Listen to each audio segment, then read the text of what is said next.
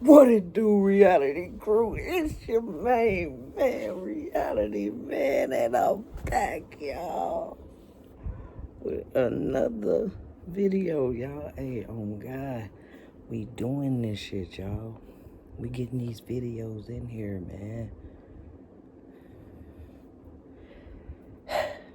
I just want to say thank you to the subscribers.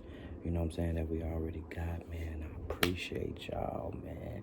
Y'all are what's making this channel for real, man. If you ain't already done it, go ahead and subscribe right now. Subscribe right now, y'all. Because guess what?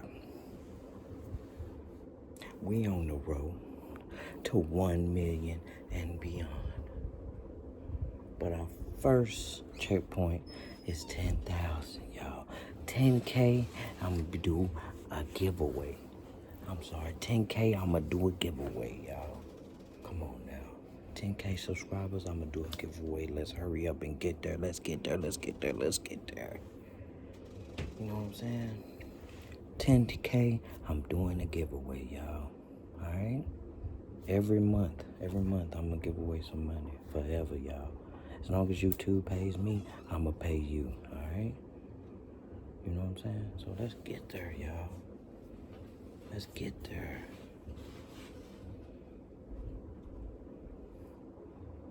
Nah, for real, though. Hey, no editing on this shit, y'all. Hey, man, straight blind reactions, man. I'm going to get to it today, y'all. I'm not going to hold you up too long, y'all. All right? Today's video is coming from Biography and Memoirs. Hey, man, shout out to you, man. You keep doing your thing and I'm gonna keep doing mine. You know what I'm saying? I appreciate the content. You know what I mean? Keep putting out the content and everything. We're gonna keep reacting to that shit. All right? The title of today's video is Boys in the Hood, 1991, 15 Weird Facts You Never Knew. Hey, man, let me tell you something. It ain't too much that I don't know about Boys in the Hood. You know what I'm saying? Like, I done seen the movie, you know what I mean, plenty of times. You know what I mean? I feel like there ain't nothing that's getting by me right now. You know what I'm saying? I feel like if there's anything that I didn't see, you know what I mean, I'm in some type of parallel universe or some type of Mandela effect that's going on. But we're going to see if I knew any of these things. You know what I'm saying? We're going to watch this video. I feel like this will be a good video, you know what I mean, to do. You know what I'm saying? While we fire up this, you know what I'm talking about.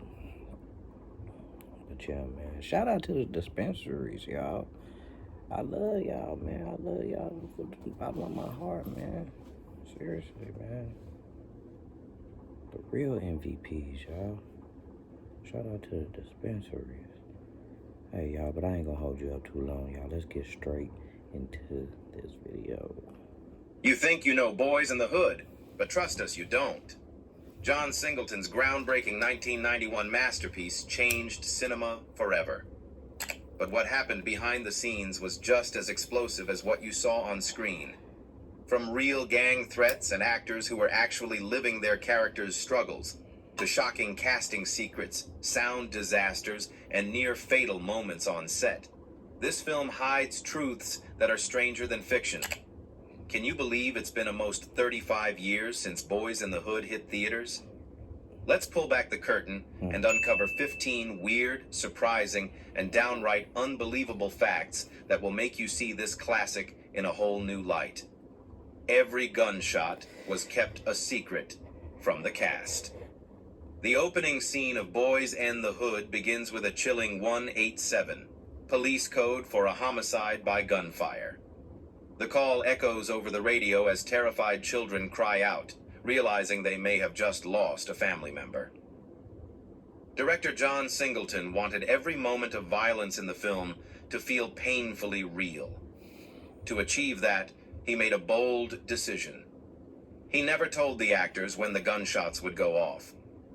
The surprise was intentional.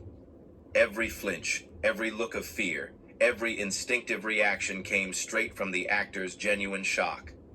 This risky choice paid off. giving each gunfight an authenticity that perfectly captured the chaos and fear of life on the streets. The kind of realism that made Boys in the Hood unforgettable. If you get stuck on a melody, or if you just feel like you can't get a song started, Output's co-producer is very dope. They make it much. The father was only 7 years older than his son. When audiences watch Boys in the Hood, they see Lawrence Fishburne embody the role of Furious Styles, the wise, disciplined father trying to guide his teenage son, Trey, through the dangers of South Central Los Angeles. His presence feels so grounded, so paternal, that few realize the surprising truth behind the casting. At the time of filming in 1990, Fishburne was only 7 years older than Cuba Gooding Jr., who played his son. It's almost unbelievable. The actor who played the stern, world-weary father was just 29, while Gooding Jr. was 22. In the film, See, now I'm seeing where the parodies, the spoofs of it, get that, get what they're getting. Furious is portrayed as a man who's already lived a hard life, someone who became a father young and learned his lessons through struggle. Trey, on the other hand, is still a 17-year-old trying to find his path. The dynamic between them feels completely authentic, yet in real life, they were practically peers. Two young men just starting to build their Hollywood careers. Fishburne's ability to project wisdom and authority despite the narrow age gap is a testament to his skill. His tone, body language, and quiet intensity created a generational divide that didn't actually exist. Director John Singleton focused more on emotional truth than on numbers, chose the actor he felt was furious. And he was right. Fishburne's performance became iconic, one of the most memorable portrayals of fatherhood in cinema. It proved that sometimes the most unconventional casting choices are the ones that make a story timeless. Chris's wheelchair wasn't acting. One of the most powerful aspects of Boys in the Hood is its raw, unfiltered look at the real consequences of street violence. No character embodies that truth more authentically than Chris, played by Reggie Green.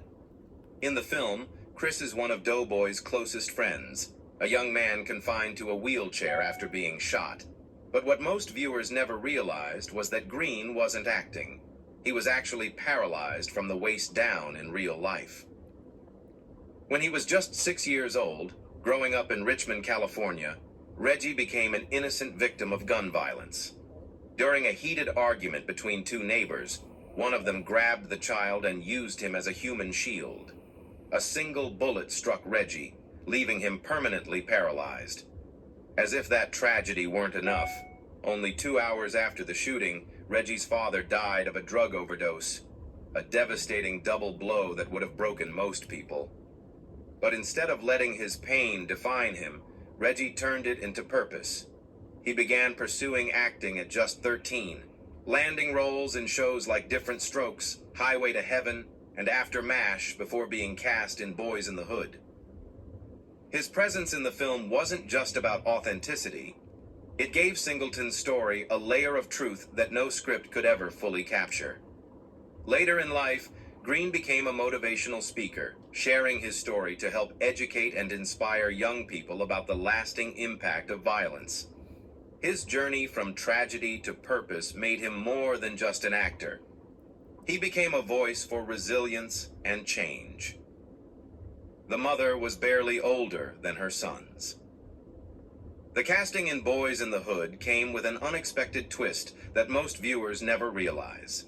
Tyra Farrell, who played Brenda Baker, the weary single mother struggling to raise her two sons in South Central Los Angeles, was only 7 years older than the actors playing her children, Ice Cube and Morris Chestnut.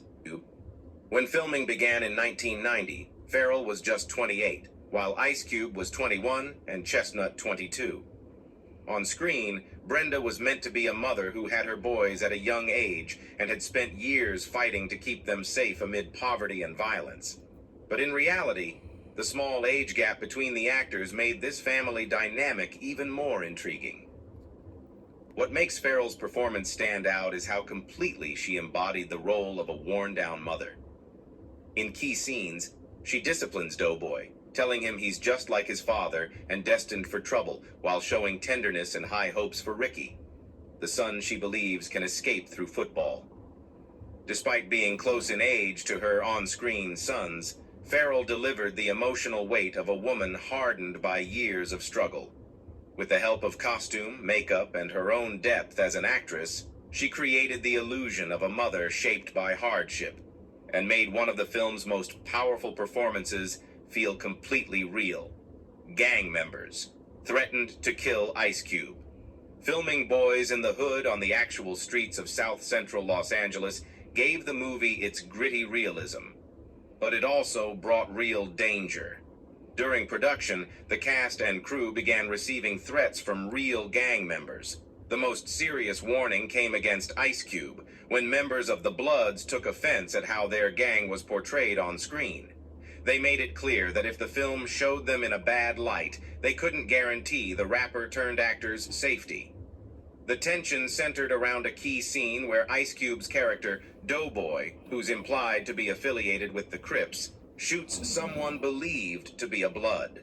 For those living in the neighborhood, that fictional shootout felt far too real. Some feared it would tarnish their reputation and spark real retaliation. Director John Singleton took no chances. After hearing about the threats, he decided to relocate part of the shoot to keep his team safe. One gang member reportedly told the production staff that while he wouldn't personally harm Ice Cube, he couldn't promise that others would feel the same. The tension on set blurred the line between the film's story and the world it depicted. Are you drowning in payday loan debt? Have you taken up multiple payday loans and are unable to pay them back? Then listen. For Ice Cube, I kind of didn't know that, y'all, about the Crips and the Crip set and all that and the Blood set and shit like that. Now, you know what I mean? I'm kind of rooting for Ricky to get shot. I'm not going to hold you up. I'm not going to hold you up, bro. It kind of changes the dynamic. But it also, still sheds light on that type of life. You know what I mean? Hey, man, if you're from L.A., you know, right? a former NWA member whose music often spoke about gang life, the danger felt especially personal. The experience was a stark reminder of how art and reality can collide, and how telling the truth about life in the streets sometimes means stepping directly into its crossfire. Audio had to be completely redubbed. The realism that John Singleton captured by filming Boys in the Hood in the real streets of South Central Los Angeles came with a price, and a massive technical headache. The neighborhood's constant soundtrack of police helicopters, sirens, and even real gunfire made it almost impossible to record clean audio on set. What should have been simple dialogue scenes turned into a sound engineer's worst nightmare. Helicopters frequently circled overhead, responding to actual crimes, their rotor blades drowning out every line the actors tried to deliver. At times, gunshots from nearby streets interrupted filming altogether, forcing Singleton to stop mid-scene and start again once things calmed down. When production finally wrapped, the cast had to go back into the studio to re-record nearly all their dialogue, a process called Automated Dialogue Replacement, ADR. They watched their performances and carefully matched their lip movements while speaking their lines again in a soundproof room. A DR is standard for fixing small bits of poor audio, but having to redo almost the entire film because of real-life violence was something few productions had ever faced. The irony wasn't lost on anyone. They were making a movie about the sound of urban chaos, and those very sounds made it impossible to capture the film. Actress Nia Long, who played Brandy, later admitted that the set was only 10 blocks from her home. Yet she couldn't walk there because it was too dangerous. In the end, the audio struggles became yet another haunting reminder that Boys in the Hood wasn't just depicting reality, it was filmed in the heart of it. The film crew needed a shield van. The dangers of filming Boys in the Hood on the real streets of South Central Los Angeles were so intense that the crew had to take safety measures most Hollywood productions would never even imagine. After facing threats and confrontations with local gang members, the production team made an official request for a van to be parked directly behind them during filming. Not for equipment, but as a shield in case of a real drive-by shooting. This wasn't paranoia. It was a necessary response to the constant tension and very real violence surrounding the set. Director John Singleton later revealed in his DVD commentary that after one particular confrontation, there was a credible threat of gunfire, prompting the crew to take action. The shield van was placed strategically so the cast and crew would have immediate cover if shots were fired. The need for such protection shows how determined Singleton was to film in authentic locations, even when it meant putting everyone at risk. While most directors would have recreated South Central on a studio lot, Singleton insisted on shooting in the actual neighborhoods where these stories came from, a choice that gave the film its power, but blurred the line between art and reality. If you live in... That was genius, though. You know what I mean? The measures that it took to get those shots. You know what I'm saying? And man, shout out to that film crew. You know what I'm saying? That put that together, man. Hey, you know what I mean? It gotta be faith-based to keep going out and getting those shots. You know what I'm saying? Like that's commendable. You know what I'm saying? I mean, but to get like a shield on your van and stuff, on a work van, that's smart. That's ingenious and everything. So, hey man, gotta do what you gotta do. Get the shot, get the perfect shot, right? DUIs in the last 5 years. Listen carefully.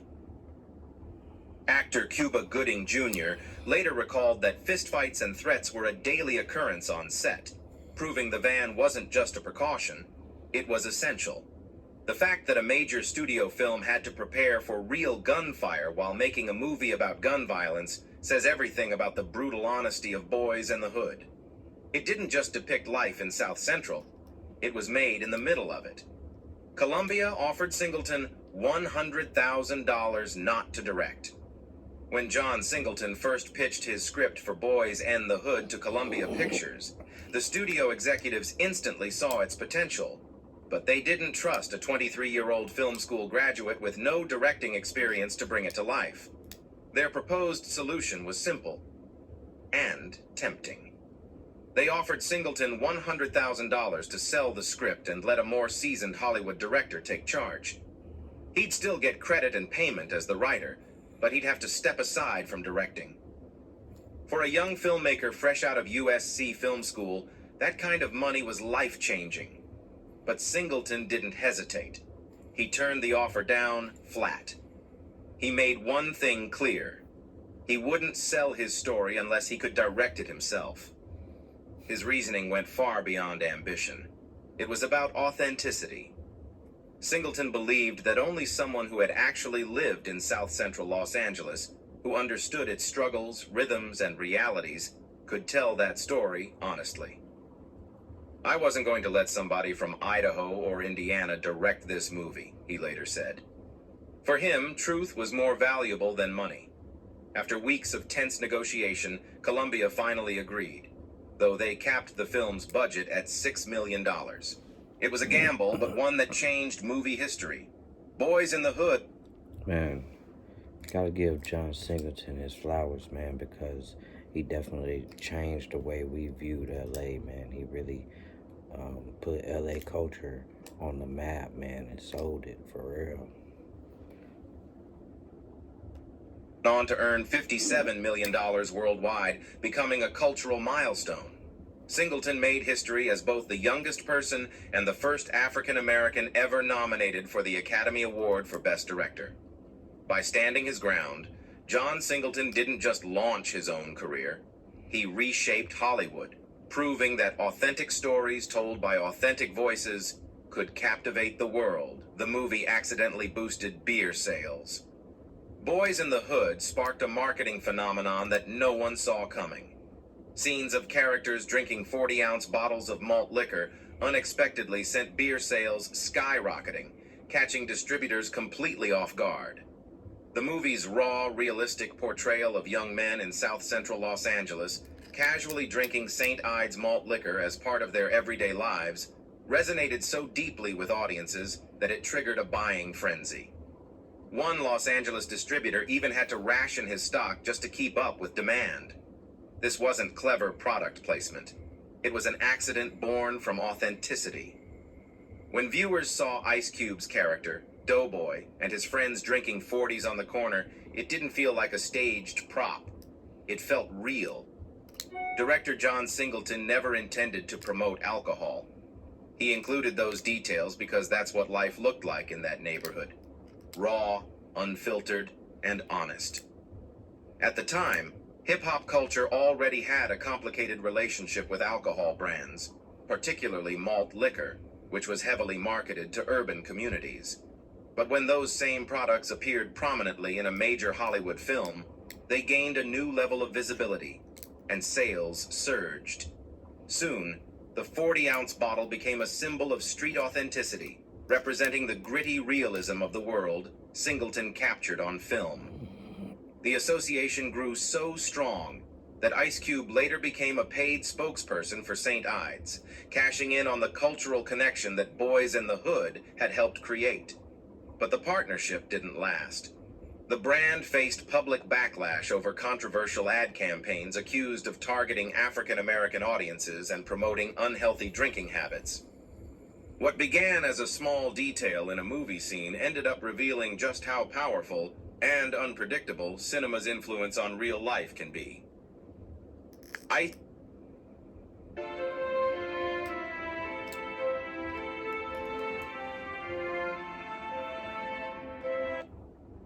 Ice Cube used Eazy-E t-shirts for crack addicts. One of the most petty, yet brilliant acts of revenge in movie history happened right on the set of Boys in the Hood, and most audiences never even noticed it. At the time, Ice Cube was still embroiled in a bitter feud with his former NWA bandmate Eazy-E, following his explosive departure from the group in 1989 over money disputes. So when Cube joined the cast of Boys in the Hood, he brought a few personal props of his own, Eazy-E t-shirts. But these weren't for himself. Instead, he handed them out to the actors playing crack addicts and street hustlers, instructing them to wear the shirts during their scenes. In one unforgettable moment, a crack addict wearing an Eazy-E shirt runs up to snatch a gold chain, only to be caught and beaten down. It was subtle, savage, and pure Ice Cube, a cinematic jab disguised as wardrobe. Director John Singleton reportedly found the prank hilarious and decided to leave it in the film. But when the movie premiered, Eazy-E eventually saw it, and he was not amused.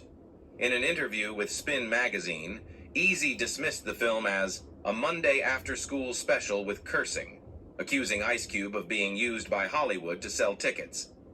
The exchange only confirmed that the tension between the two rap legends was still raw. But in the end, Ice Cube got the last laugh. His quiet, clever revenge became one of hip-hop's most legendary inside jokes, hidden in plain sight on the big screen. Yo. Stand By Me inspired Keith. Yo, I did not know that, bro. Like, I was not checking for that, bro. The Eazy-E cameo on the crackhead beat. While Boys in the Hood explored a vastly different world from the 1986 coming-of-age classic Stand By Me, director John Singleton openly admitted that Rob Reiner's film deeply influenced two of his movie's most memorable moments. Singleton revealed that the early scene where young Trey and his friends discover a dead body in an alley was directly inspired by Stand By Me, which follows four boys in 1950s Oregon on a journey to find a body in the woods. At first, the two films couldn't seem more different. Stand By Me portrays white, small-town kids navigating friendship and fear, while Boys in the Hood captures black youth growing up amid gang violence and poverty in 1980s Los Angeles. But beneath those differences lies the same emotional truth: the loss of innocence that comes with facing death for the first time. Singleton understood that childhood curiosity about mortality transcends race, class, and geography. By including that scene, he showed that the boys of South Central shared the same mix of fascination and fear as the kids in Stephen King's original story, The Body. The influence of Stand By Me didn't end there.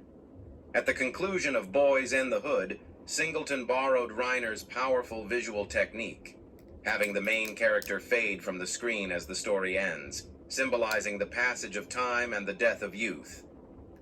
In Stand By Me, the adult narrator reflects on his childhood while his younger self fades away. Singleton mirrored this in Doughboy's final scene, where he fades into darkness and a final caption reveals that he was murdered just 2 weeks later. By reimagining this cinematic moment through a darker, more tragic lens, Singleton paid tribute to one of his favorite films while making it his own. It proved that great storytelling is universal, whether it unfolds in small-town Oregon or the streets of South Central Los Angeles. The themes of loss, brotherhood, and growing up speak to everyone. We have got to the point where literally anybody can build a fully working app without knowing how to code. This is base for... The original title was Summer of '84.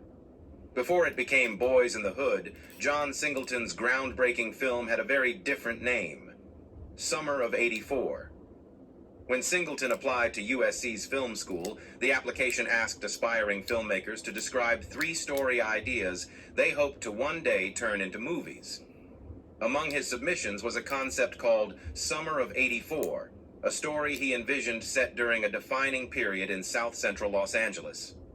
The title reflected the era he wanted to capture, the mid-1980s, when the crack epidemic and gang violence were beginning to consume entire communities. For many neighborhoods, 1984 marked a breaking point, when years of social and economic pressure finally exploded into crisis. But as Singleton continued to develop the script during his time at USC, the story evolved. What began as a tale about one summer grew into a broader, more emotional journey, one that followed its characters from childhood into adulthood, showing how environment, friendship, and survival shaped their lives. That growth made the original title feel too small. Summer of '84 no longer represented the full scope of the film Singleton was creating. He needed a name that spoke not just to a moment in time, but to an entire way of life. His inspiration came from Boys in the Hood, the now iconic song by Ice Cube. Its raw honesty, street-level perspective, and emotional grit perfectly captured the world Singleton wanted to portray. Not polished or exaggerated, just real. Changing the title to Boys in the Hood marked more than a creative decision. It represented the film's transformation from a snapshot of one summer into a timeless reflection of urban life. It was no longer just about the year 1984. It was about the people, the place, and the universal struggle to grow up, survive, and dream amid chaos. Singleton has a secret cameo. Director John Singleton made a quick but memorable appearance in Boys in the Hood, a moment so subtle that most viewers don't even notice it on their first watch. He appears as a postal worker, dressed in a full mailman uniform complete with a cap and sunglasses. In the scene, he casually walks up to the Baker family home, delivering letters just as Doughboy and Ricky are caught in one of their most emotional confrontations on the front lawn. While Ice Cube and Morris Chestnut trade heated lines that reveal the brothers' clashing personalities and diverging paths, Singleton simply strolls through the chaos, hands the mail to their mother Brenda, and quietly exits, disappearing from the movie as quickly as he entered. Director cameos had long been a Hollywood tradition, made famous by filmmakers like Alfred Hitchcock, but Singleton's choice to appear as a mailman carried a deeper meaning. In a story so deeply tied to the rhythms of everyday neighborhood life, the presence of a mail carrier felt completely organic. It was the kind of small, real-world interruption that could happen on any ordinary street in South Central Los Angeles. Yet, beneath its simplicity, The cameo held quiet symbolism. The mailman represents connection, a messenger from the outside world, delivering hope, news, and opportunity to a community that often feels cut off from both. In a film about confinement, choices, and survival, Singleton's appearance subtly reminds viewers that communication and change can still find its way in. The director played it so naturally that most audiences never realize it's him, making his blink and you'll miss it moment one of Boys in the Hood's best hidden Easter eggs. A personal signature from the man who gave a voice to the streets that raised him. It made more money per screen than Terminator 2. In the summer of 1991, Terminator 2 Judgment Day. Okay, that's definitely something I didn't know. I did not catch up. I did not pick up on that the director was the mailman. You know what I'm saying? So, wow, that's crazy. Dominated the box office, pulling in nearly $250 million in the U.S. alone. In comparison, Boys in the Hood earned a much smaller $58 million, at least on the surface. But when you look closer, the numbers tell a completely different story. James Cameron's sci-fi epic cost a staggering $102 million to produce, making it one of the most expensive films ever at the time. John Singleton's debut, on the other hand, had a humble $6 million budget. That meant Boys in the Hood made almost 10 times its production cost, one of the highest profit ratios of any film that year. Even more remarkable was its per-screen average. While Terminator 2 opened in thousands of theaters nationwide, Singleton's film had a smaller, more focused release. Yet, theater for theater, Boys in the Hood actually made more money per screen than the blockbuster sequel. A stunning achievement for a drama about life in South Central Los Angeles. The success proved that audiences were hungry for authentic stories, films grounded in truth and emotion rather than visual spectacle. For Columbia Pictures, what began as a modest gamble turned into a major victory, both financially and culturally. That $6 million investment didn't just create a hit movie. It launched John Singleton's career, reshaped how Hollywood viewed black filmmakers, and opened the door for a new era of urban storytelling. Boys in the Hood wasn't merely a box office success. It became a cultural milestone, proving that the raw realities of South Central could stand shoulder to shoulder with Hollywood's biggest machines. You have it listened, you type it in, and then you go digging. Theater violence caused 21 theaters to pull the film. The opening weekend of Boys in the Hood turned into a heartbreaking reflection of the very violence the film was trying to condemn. As the movie rolled out in theaters across the United States, gang-related incidents erupted at several screenings. By the end of that weekend, 2 people had been killed and more than 30 others injured. The violence spread so quickly that 21 theaters decided to pull the film altogether, fearing for the safety of both audiences and employees. It all began on opening night, when rival gang members attending the same screenings recognized each other in crowded lobbies and parking lots. Heated words turned into fights, and in some tragic cases into deadly confrontations. The irony was painful. The movie that sought to warn against street violence was now being overshadowed by it in real life. Director John Singleton was devastated. He later shared that he had personally witnessed a tense confrontation between Yeah. Dead at that meme. New Jack City. Yo. Crips and Bloods at one theater and tried to get security involved before things escalated. The media seized on the story, sparking a national debate about whether the film should be banned. Some commentators blamed the movie itself for the violence, ignoring the deeper issues it was trying to expose. Singleton refused to stay silent. He called the backlash artistic racism, pointing out that violence also happens at concerts, sporting events, and other films, yet movies with predominantly black casts faced far harsher judgment and censorship. Despite the controversy, or perhaps partly because of it, Boys in the Hood continued to find success. It became not just a box office triumph, but a socially defining moment, forcing America to confront uncomfortable truths about race, community, and the cycle of violence it too often ignores. And that's the wrap-up for this video. Now we want to hear from you. Which of these facts surprised you the most? And what do you think makes Boys in the Hood such an unforgettable masterpiece even today? Let us know your thoughts in the comments below. And don't forget to like, subscribe, and turn on notifications for more deep dives into the hidden stories behind Hollywood's most iconic films. Well, I guess we got to answer those questions, man. I think the thing that surprised me the most was the mailman part. John Singleton playing the mailman. You know, that was a surprise. And I would say that is the most surprising.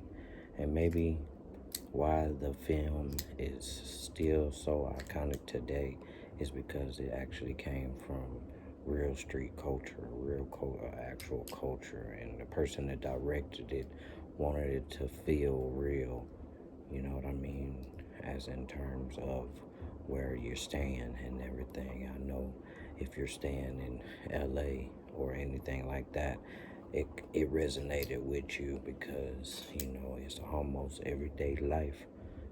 You know, for that, it never ends. It seems like this movie never ends. So, yeah, man, that's another video down in the books, man. If you made it this far, man, that means you're liking the content. You know what I mean? So just sub up, you know what I'm saying? Just sub up. Make sure you sub up on your way out. You know what I mean? So we can get this giveaway, man. I'm telling you, man, this is the big thing about this channel, man. At Campfire Reality, the reality crew is going to get paid for their reality. You know what I'm saying? For being in this reality. You know what I'm talking about? So let's make that happen, y'all. For us, you know. If we can change one thing about the world today, it's Campfire Reality is a free way to earn money, to get money. It's a free way to get money. You know, it's a free hustle. It doesn't matter how many subscribers we get after 10,000. As long as we have those 10,000 and we got those checks, we're getting paid, man. The crew is gonna get paid, bro. So, y'all keep subbing up, man. Y'all make sure y'all subscribe. Like the video. Make sure you do that. Make sure you comment what other videos y'all guys want me to react to, or, you know, what you think about these. You know, what surprised you the most about these weird facts, all right? And until then, until the next time, yeah. Happy camping.